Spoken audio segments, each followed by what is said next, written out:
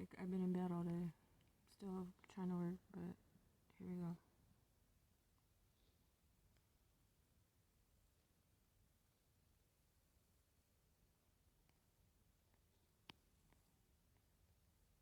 Yeah, that's a good one right there.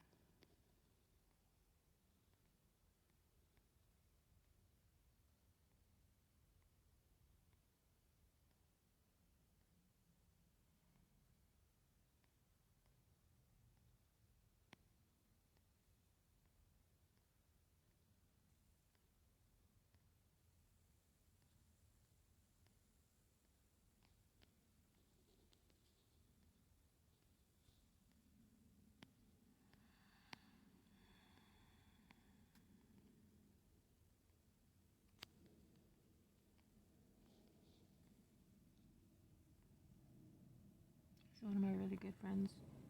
Never met in person, don't know her in real life, but to me, well, you'll see.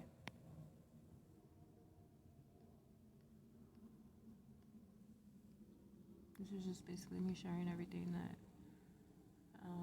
all my work I've been doing, that we've been doing, so to speak. So here we go. I tried to like download the files, but it's too much work, so I'm just gonna do it like this, hopefully. Sorry, I know it's a lot of stuff, but hey, it matters. So where do I begin?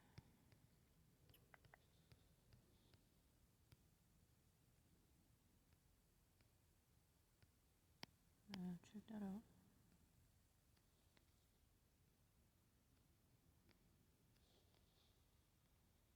And that's actually like real. That's anyways, let me get to it. I was gonna show you some more stuff. This is all facts, everything that I post or share. Sorry.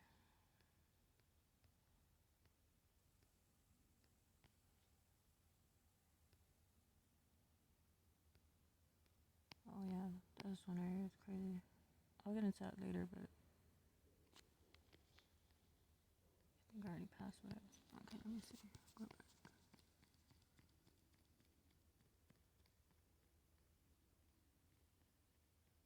We're gonna get to the real meat and potatoes right now. Watch.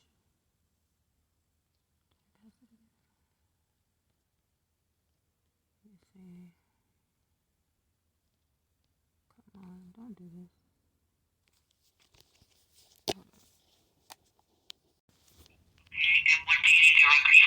I guess she resent my thing or something. Sometimes it acts funny, so hold on, maybe. Like, it'll mix up, like, whatever I said, it'll save what she said or some shit. What, hold on.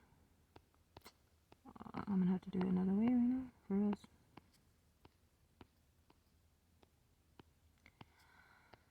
Okay, it wants to be. Let's see, hold on.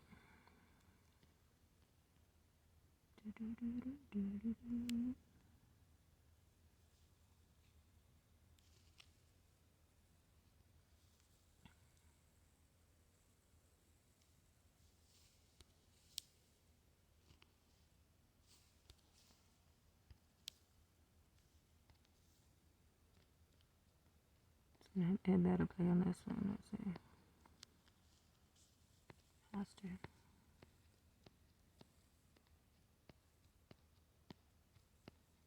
Yeah, it has to watch. Yep. Sorry, I know. Story of my life. But anyways, here's part of my story. See? What year is this? Yeah, and we go way back before even this. But anyways. I am completely devastated. There's no pretending about this fucked up shit. Excuse my French. Worst feeling in this fucking world. I'm literally cursed.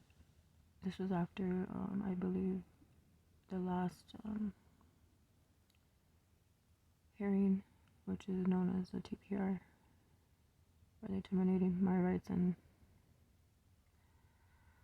the father of my kids. while he was incarcerated for some shit he didn't even do. Anyways, I'm literally crushed and my heart has broken and been shattered in a million more tiny pieces than I ever could imagine. So, and I thought I'd say what's real while I have the chance to, oh, my head's pounding, document my true feelings for my son, Cloud9 Hash, to someday see, not to feel sorry for me, but to truly know his mama honestly, tremendously, earnestly, for reals cared and really tried to be there. And if my other babies get to see this post one day, exactly, someday just know that your mother and daddy really, wholeheartedly, truly, seriously fought to remain in your guys' lives. I just thought you should really actually know that before, just in case I don't have the opportunity to ever say that again. I just wanted you five to know your mama and dad tried, no matter what is said. We're not dead, at least. And I probably said like right now because we were just going through some crazy bullshit. And a lot of people were, well, not a lot, but it's just crazy how CPS plays their games and they have been taking people out literally. And you just never know. Oh, that's crazy. I want to get my records too because there is so much in there that they do not put into the courts. I mean, I did get the kids back, but I'm still labeled as an abuser, neglector. I'm on a 3-month trial. Now, all of a sudden, of course, my tests that should be negative are not. They did that to their dad, too. We're going to move as soon as we're done with this. We're talking about me and the dad moving to Florida with the kids, not together, but together, if that makes sense. Because I'm not staying in Indiana. It sucks so bad here. Feel for you, girl. You have worked so hard, and I see you constantly trying to get the kid, your baby back, and you deserve your baby. It sucks. I really thought that I was going to lose the kids forever. In fact, I was told that they were going to their dads permanently, and then all of a sudden they just out of nowhere gave them back to me. So it's fucked up. I'm so sorry that you have to deal with that. I just want to say how proud I am of you, how much I admire you. I think that you are a great example of what a fighting warrior mother is, and I am praying every day for you.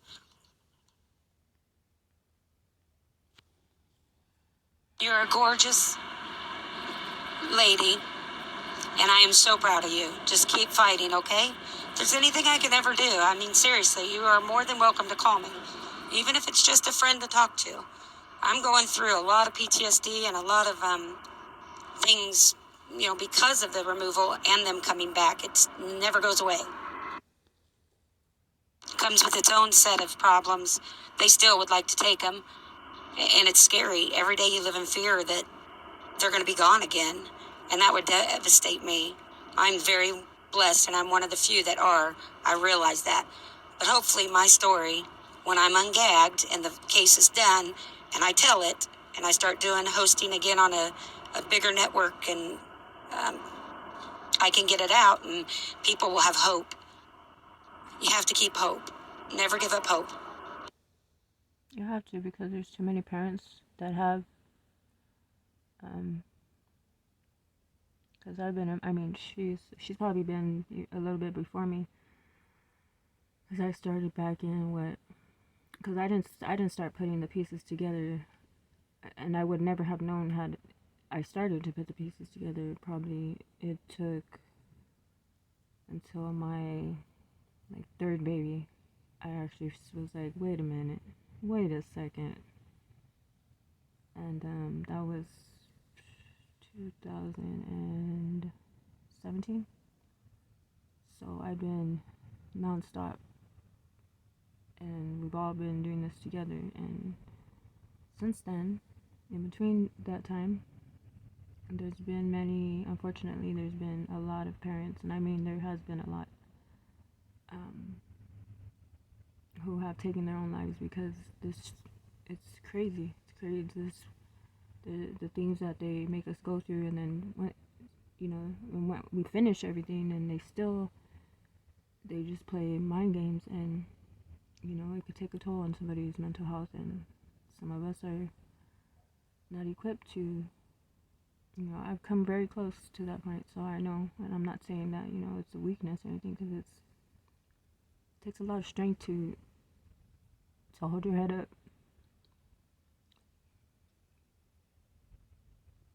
Anyways, no, I don't want to play that one. Hold on. That's I sent her a conversation. The conversation this was the beginning of them trying to put the father of my kids away before they actually arrested him for some bogusness. Anyways, what's this? Let me see. Jamie, I really appreciate that from the bottom and top of my heart. Yeah, I mean, one can only tell somebody so much, and to them it's just a story, but at least I have somebody like you to actually understand what exactly I'm going through as a mother, as a parent, and there's no words for this stuff that they've been putting us through. And thank God, honestly, I've been following you for some time now, and as you know, we've been through some experiences throughout the journey, and I'm so grateful and glad and just how do I say, in a sense, fortunate enough to actually be able to see that out of all the parents in this movement and stuff, that I got to see you get your babies back, and I have been praying for you so long, and I'm glad that you were successful at doing that, and with that I have I guess I'm holding on to my hope a little bit stronger than ever, because I have hope that I can myself, and I'm just it's a ongoing battle, and it's almost impossible, but it's not though. So with that said, it's just a little bit more difficult than the most, to say the least. And I mean, I've been going through this since I was pretty much born. I myself, was taken from my own mother the same way, pretty much. And so you got to understand, it's almost pretty much never really stopped for me. And I just want to be the one to make it end for good. I don't want this to ever continue with, Lord forbid, with my grandbabies. Lord have mercy on on that one, and that's all I'm gonna say. But I'm just grateful that at least I have support like you, and somebody who actually cares and is with me on this, or has been on this journey with me, and making a change, or at least one of us. I love you, girl.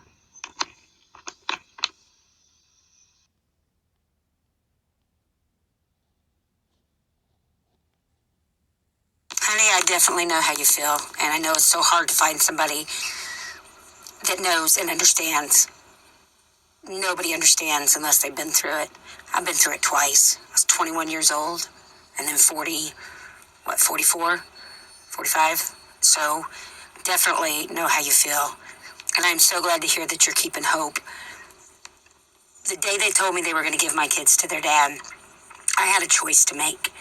I could either keep fucking up, because I did. I'm going to say that I am responsible for the prolonging, because I got in such a dark place and I gave up, and I did start using. I'm going to admit that. I did not use when my kids were taken. I was not on the drugs that they said. But then everything kept happening, and the courts, and you know what they do, and they bring you to your knees to that moment where, you know, you got a gun to your head and you're ready to give up. So I did take responsibility for prolonging it, but I went to rehab, and I've got, you know, over 100, and I think it's 117 days clean. I'm not proud of that, but I'm not ashamed of it either. But I had a choice. I could make right then and there to give up again, or to just know that I needed to be the best mother I could be, regardless if my kids were with me or not. And I chose to do that. And God answered my prayers. He turned it around. I have worked really hard, and it's still hard work. Our life has changed drastically. I have PTSD really bad. The fear of them coming and taking my kids is with me every day. But hope is the answer. When I was about ready to shoot myself, because I don't talk about this much, me, Jamie Starr Johnson, had a gun and was going to shoot herself in the head in a church parking lot.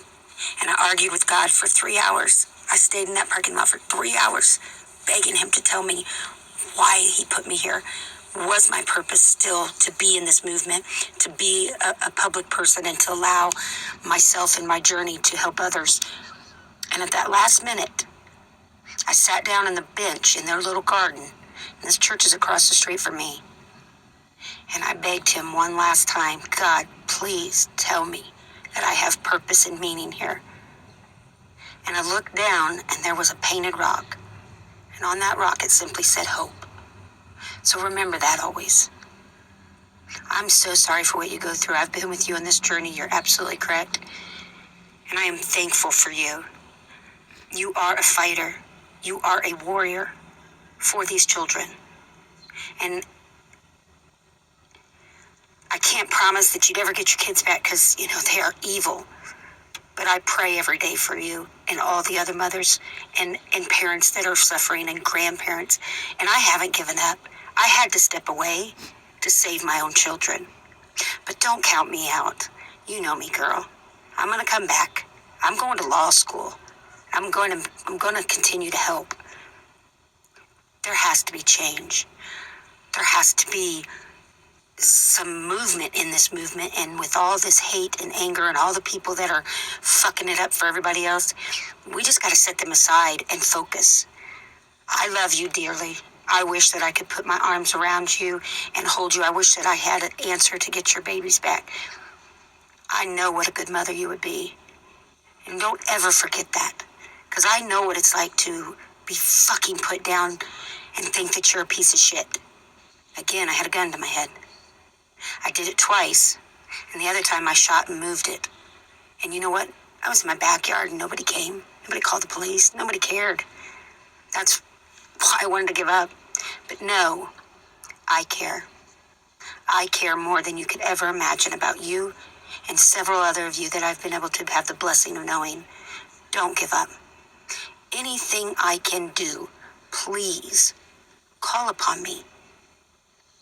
It's nice to have somebody that I could talk to that knows what I went through. Thank you for your well wishes, and thank you for being there. Thank you for praying for me. I will always be here. I love you dearly.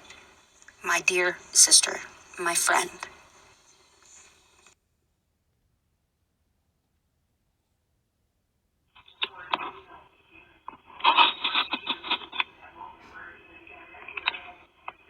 Sorry, I'm still listening to you. Let me pause it. I want to say this because of what you just said. Jamie, it doesn't matter if you're using, and I say this with, how do I say, I'm sorry, I tend to laugh at things that are just like unbelievable and whatnot. But I say it like this because I myself, I'm telling you from my own personal experience with a mother who actually, who actually did use and was considered a, how would you say, junkie or yeah, I guess you can say. although I don't know every drug of her choice, or actually, to be more specific, I actually really honestly don't know her drug of choice per se. Although I know more or less. But anyways, my point is, it doesn't matter if you, I mean, it does, but what I'm saying is, it doesn't. It literally does not honestly matter, because, and what I'm saying is, it doesn't matter if you actually do use drugs to a certain point, you know? I mean, if you actually do take care of your kids and are capable, and I'm not just saying that honestly, I'm not saying that from just me, myself. They've said it themselves. CPS, there's I'm gonna have to go look for that, and I have the link, but I do believe it might be a law.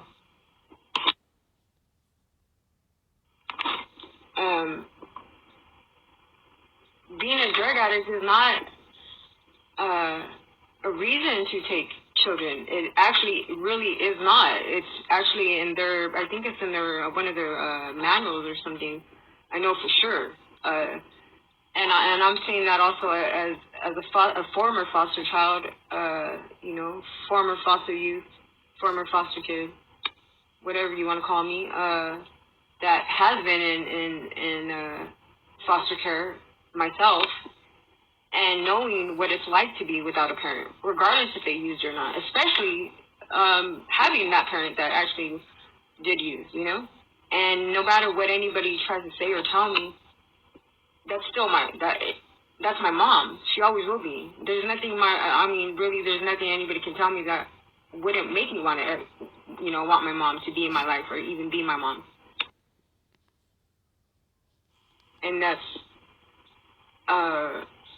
it shouldn't be a reason. Yes, should a parent that has a substance disorder or, problem,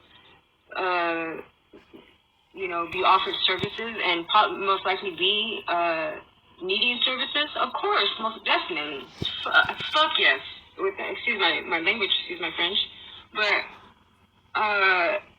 do they do that? Do they do what they're supposed to do? Do you know that technically speaking, like for real, do you know that CPS, Children Protective Services, or how else do they call themselves, Child and Family Services, do you know that what they're really supposed to do, what their actual job is supposed to be, is relevant to how this welfare office, how they offer. Hold on. So you know how okay, so you know how like people go to the welfare department and apply for food stamps or what is it, CalWorks if you're in California, and all that good stuff. The people that have EBT cards and are on welfare. Do you know that they're supposed to offer the same exact, like I'm literally serious, to the exact services that they offer is what CPS is supposed to offer us parents that have problems or issues, no matter if it's, I don't care if you have especially if you have a fucking, excuse my language, if you have a drug problem, especially if you are homeless or can't afford to, afford rent or utilities or whatever. You know that they're also supposed to help you even like with furniture and stuff like that. Did you know that? I don't know if you did, but yeah. And I'm sorry if I get a little, I get really, I'm very passionate at what I do and stuff. I've worked, as you know, I've worked my ass off. I've studied my butt off. I've put in ridiculous amount of work to not only just try to get my children back, and try is an understatement, but, to even help other families and other parents and other mothers and other fathers, and especially other kids who have the same experiences maybe I have in my past with my own, upbringing and what I had to go through with. I mean, I sent you the screenshot of what my mom said. She wished she would have had and I'm betting more times than none, it's probably because they really didn't even try to really help her, you know? And hold on a second. And for instance, for example, what happened with even me and the father of my kids, you know, the judge, it was court ordered. It was court, and I'm pretty sure you know what I mean when I say court ordered. It's not just like it's a phrase that, you know, to be used lightly. A court order is a fucking court order, and they didn't follow through. And not only did they not follow through, they just totally ignored it, period. Like, they didn't offer services like they were supposed to. I went down to the fucking office, and I literally, I mean, I kid you not, and I only sent you, like, and that's the tip of the iceberg of what I've really done in my little journey here, trying to freaking get a hold of somebody, you know, somebody who actually would do their fucking job, excuse my language, but what ended up happening is, and when I did go down there, I mean, I literally, girl, I begged, I asked for the supervisors, I emailed freaking, you name it, and then some. I freaking emailed councilmen, councilwomen, politicians, pretty much the whole list of government agencies and departments. I mean, I even went as far as, I even went to the fucking FBI, okay? I emailed their asses. Did I get a response back? Hell no. I take that back. I did get maybe one or two, and that was the secretary of one of the, from one of the, I forgot what they're called, but anyways, yeah, and I begged them to fucking give me a case plan like they're supposed to. I asked them to, me personally, hold on a second. Can you imagine? I had to ask them to fucking drug test me. Is that ludicrous? And you know what they told me? No. They literally told me to just go home. That there was nothing they could do to help me. And then they, of course, what they did was, you know, because, you know, this little stupid fucking, what's it called, ask for a timeline they got there. So, of course, what did they do? Terminated our services. So, therefore, we couldn't then try to even ask for services because by then they're like, oh, well, there's really nothing we can do legally. So, save their asses on that, you know? Dude, I mean, I don't know what else to do here. I mean, it's not like obviously it's hopeless, but it is so much work, and it almost. Sorry about my stuttering. I got that from a car accident, a really bad car accident. Oh, and I forgot to add in case. I mean, I know I know you know. So I'm pretty sure you got tons of messages you wake up to also every day, and as well as I. But in case, because I have a short-term memory. Anywho's, in case I didn't inform you, my son, my youngest, my baby, the one I'm even though they terminated my rights for him, and that's another story, but maybe we'll talk later about that. But I have no freaking idea where the heck he is, girl. He's not with family. Since day one, they refused to obviously place him with relatives for well, you know, for reasons. And they won't allow me to have any information on his whereabouts. Nothing. Not even my own sisters who have my other kids are allowed to know where he's at either. And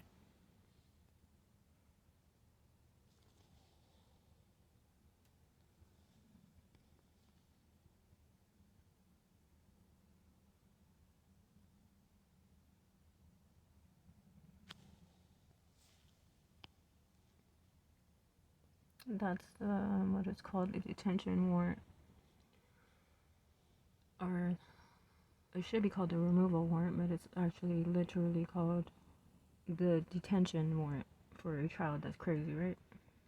So if you want to read it, go ahead and go back. I'm not gonna stay on this. I just wanted it to be shown so you could pause it or do whatever you need to do to read it if you want. And that's exactly what was signed off, as you can see. Oh, and that judge right there was coincidentally the same judge, which is also a conflict of interest. Why that it actually was literally officially considered conflict. Anyways, that same judge is the same judge who basically signed the warrant to put the father of my kids in jail after this. Just a little fun little like side note. This is what for the appeal they sent to when he was incarcerated at the time. This is what they told him.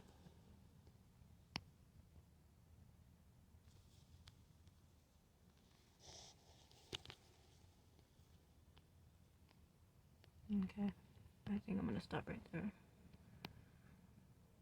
Or actually, here, my son Cloud, one of the last visits. And actually, this is the day that they made the false police. It wasn't even a police report. Get that? There was never a police report. But the police sure did come out later. Actually, that night at midnight. Thank God we weren't nowhere around. But yeah, they sent the SWAT team to come and arrest him. But they did a week later, and that was crazy. But this was supposedly the date that well, it was, but nothing happened. Nothing of what they said. But anyways, on a more brighter note, this was our visit with our son Cloud 9.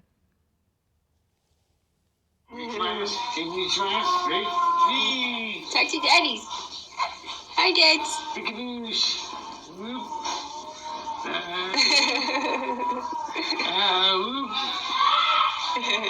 These are chunky cheeks. Hi, daddies. Hi, daddies. Hi, my dads. The way he looks at you.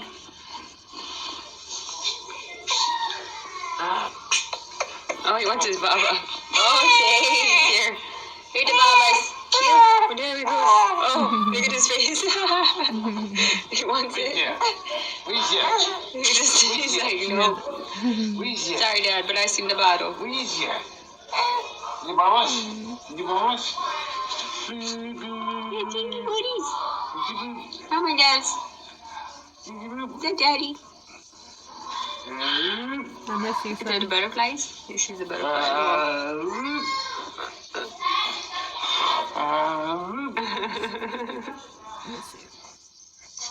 Hey, Tinky.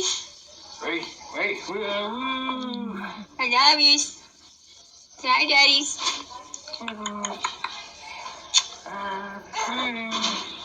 Okay. He wants his bottle. He's not having it.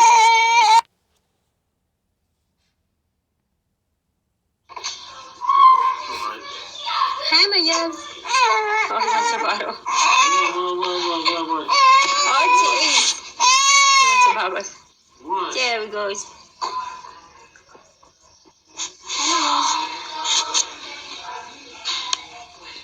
Cloud, I love you. You see my babe. I'm sorry, son. I'm sorry, baby. Okay, breathe. sorry for You everything. drink too fast. Oh, jeez. I just pray that you're okay wherever you're at, baby. He's like, no pictures, please. I'll never Hey, give up. daddy. Hey, my babes. Hey, babes.